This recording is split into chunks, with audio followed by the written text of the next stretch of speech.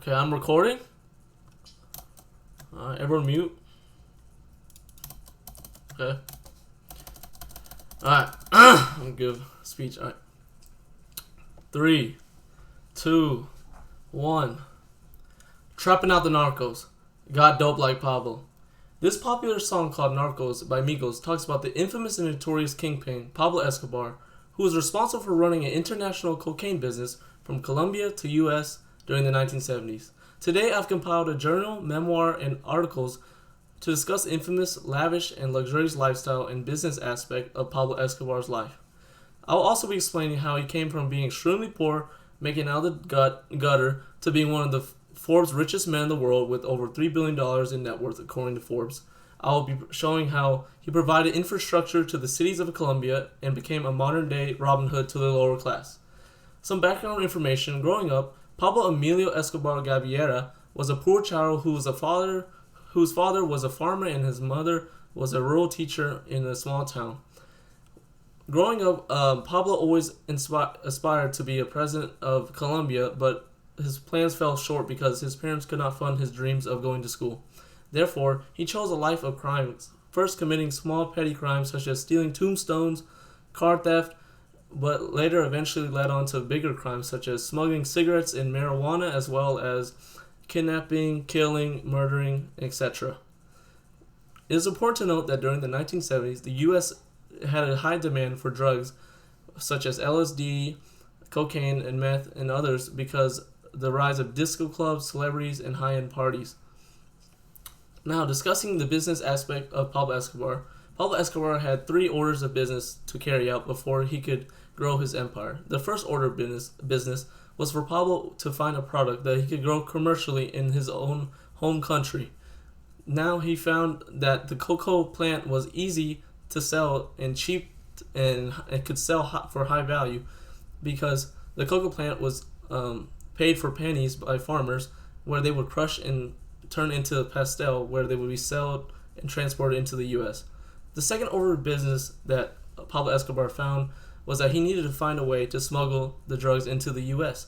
He would use cargo shipments, vessels, as well as boats and airplanes to smuggle his drugs into the country. He even would pull stunts such as parachuting drugs off of airplanes into speedboats just to lower detection by the U.S. Coast Guard.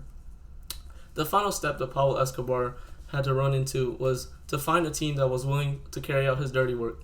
Pablo Escobar teamed with the local Medellin cartel, which allowed him to gain the leverage over the local government in Colombia, as well as gain partnerships with men who he could trust. He would hire hitmen on anyone that threatened his monopoly through crimes such as kidnapping, killing, murdering, torture, etc. The list of people that would be targeted by the Medellin cartel were judges, lawyers, politicians, and many more citizens. One of the most heinous acts that he committed was the bombing of Avianca Flight 203, where he believed that one of his rival candidates were on the plane, so he bombed it and killed over 120 people that day. At the height of Pablo Escobar's empire, he was responsible for the killing of over 3,000 people.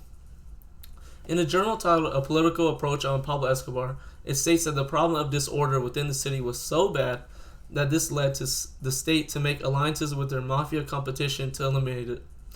In other words, police had to either comply or die. Pablo Escobar would give police officers 2 options, either to accept a cash bargain or to take a bullet to the head. Now, moreover, in the eyes of the world, Pablo Escobar was seen as a criminal, but in his hometown he was favored and loved by many. He was seen as a hero. Pablo built up Colombia's infrastructure and built churches, sports complexes, and donated to charity. In a study called Pablo Escobar, Drug Baron, it stated that he provided housing for the homeless and assisted residents of marginal neighborhoods in his town of Medellin. In a memoir written about his death titled The Memory of Pablo Escobar, it stated how he was responsible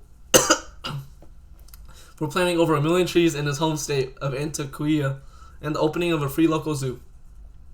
Pablo also used his money to live a luxurious lifestyle, buying aircraft, apartments, and hotels in Colombia, Venezuela, and Florida, according to an article titled Death of a Drug Lord.